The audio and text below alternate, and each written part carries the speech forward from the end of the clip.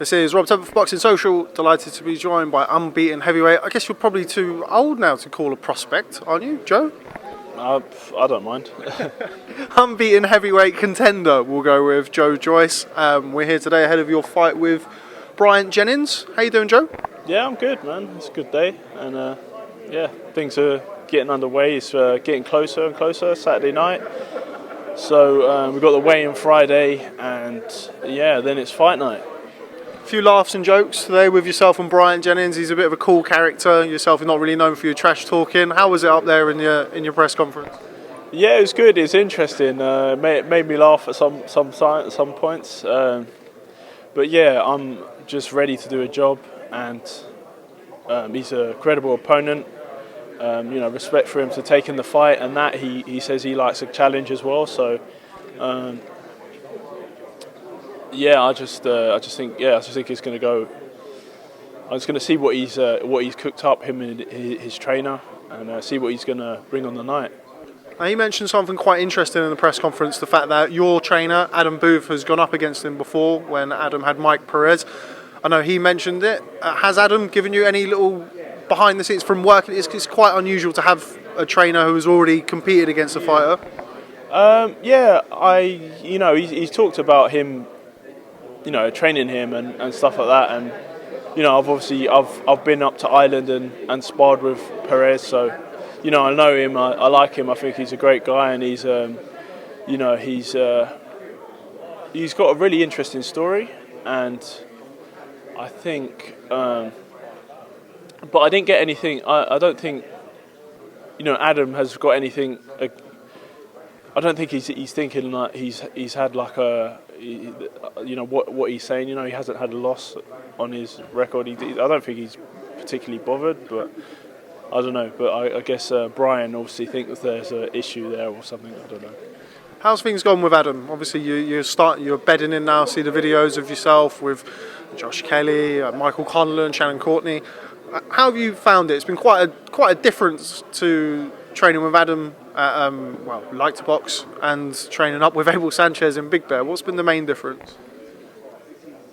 The main difference is familiarity. I'm back in England. I'm settled, and I enjoyed Big Bear. It was very tough training there up there under Abel Sanchez. We you've got to be a hard man to be to stay up there in the up in the woods in the mountains. It's really good to be back and doing a lot more technical stuff, and it's really good to be part of a team of familiar faces. You got Michael Conlon, Josh Kelly, Ryan Burnett, Harlem Eubank, and Shannon Courtney. It's really good environment, and all the coaches, like we've got H, we've got Chris Oker, there's Charlie, and Jumbo. So it's a good team in Surrey, and it's just really exciting. Just every day is fun. It takes me 15 minutes to get to the gym, and training's really good. And then I go back home, chill for a bit, and then I go to Adam's house, and he's got a garage with where he puts me through some extra training. Normally with Michael Conlon or Ryan's there as well. Josh Kelly when he's in camp, so it's really good team. I'm always quite interested to speak to people who are trained by Adam Booth about the mental aspect of the game. He's somebody who puts a lot of emphasis on the mental aspect, the psychological aspect of being a fighter. Is that something that you've noticed since working with Adam? Yeah, Adam, he's very good at delegating jobs. He gives me pads as well, but he really kind of oversees everything, and he makes sure things are going to the way he likes them. The other coaches are doing he'll point out things that they need to change, or he and he talked to me about tactics and. He's a very interesting character, Adam, and I think he kind of gets the best. He kind of gets the best out of me and triggers like ideas, and I think his template is what I need to improve myself. Talk about Bryant Jennings. Sam Jones just told me that this is your most difficult fight. I know you mentioned something very similar in the press conference. Why is Bryant Jennings your most difficult fight? Because he's at a stage of his career where he's been in with the best. He's still he's still right there. He's coming to win. He's hungry and he's experienced, and he's very calculated and smart. So it's going to be quite a difficult night's work, but I think I should be successful in it. Yeah, no praise like self-praise. What do you make of them? Well, that's the main event. I mean, Sam touched on it again in our interview, and also it came up in the press conference. Yourself and Bryant Jennings. You've got Bryant, who's fought for world titles. He's boxed some of the biggest names in the division. You've obviously got your amateur background and also hold a WBA gold, but people are billing it as Dubois-Gorman. What do you make of that fight, Daniel Dubois versus Nathan Gorman? Who do you give the edge to? I think it's a really great domestic fight. I'd like to see Gorman win. I think he's got a lot more.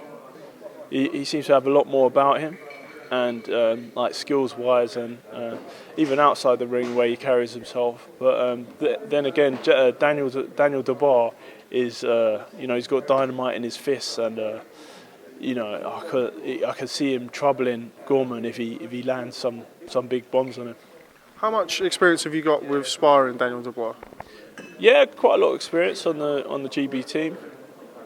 We like to mix it up. There's so I was sparring with obviously Anthony Joshua, Fraser Clark. There's Daniel Dubois. There's Nathan Gorman, Lawrence Okoli. He'd come in as well. He's so we'd all like be sparring each other. So it's obviously really great sparring, and I was quite surprised when Gorman turned pro. And then the bar turned pro, because obviously there's the Tokyo 2020, and they wouldn't it's quite a good platform for them. And obviously Fraser Clark, who's going to be going, he would have had some competition like I did in going to before Rio. He was chasing. He was like quite hot on my tail. So I really had. So it's very competitive. So, but it also brings out the best in both people. So I thought maybe that was what was going to happen. But obviously they decided to turn pro, and they seem to be making a name for themselves under Frank Warren. Frank Warren's like been building them up. I think Dubois maybe more so, and it'll be good to see who's the best out of them two. I know you've been asked about it umpteen times, so I'm going to ask you again. Should you come through successfully, would you be open to the winner of Dubois-Gorman? I know that you're kind of, forgive me for saying it, in a bit of a race against time. You're ready to kind of climb up the world levels, but would that fight interest you, the winner of Dubois-Gorman? Depends. If it financially makes sense, I'll consider it. But I want to get a world title, and as soon as possible, and I'm mandatory for the WBA regular, as I keep on saying.